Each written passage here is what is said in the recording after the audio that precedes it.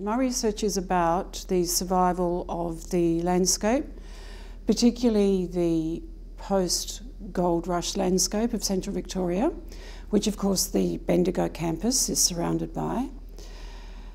And my research is multifaceted. It's quite complex and covers a lot of layers, historical right through to contemporary.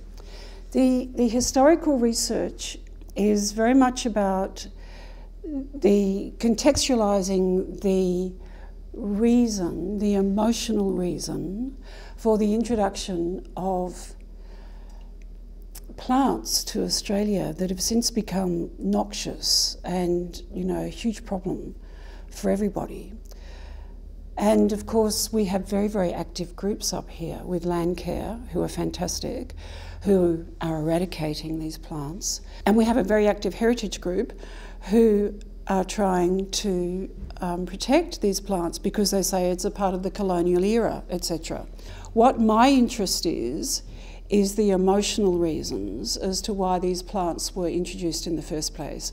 So I'm researching, essentially I'm researching our maternal forebears who came to this country, the New World, and faced incredible isolation and tragedy and suffered from that illness for which there really is no cure, and that's homesickness. And a way that they could in some part alleviate that problem, that sadness, was to bring in plants from home.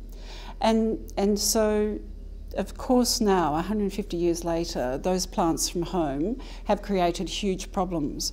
But if I go back, right back to the very, very beginnings, to the people who lived in my brick miner's cottage in 1862, Mrs. King with her 13 children, that's what I'm interested in her life, and how the small decisions that she made, you know, to introduce briar rose, for example, have now impacted on contemporary society now, 150 years later.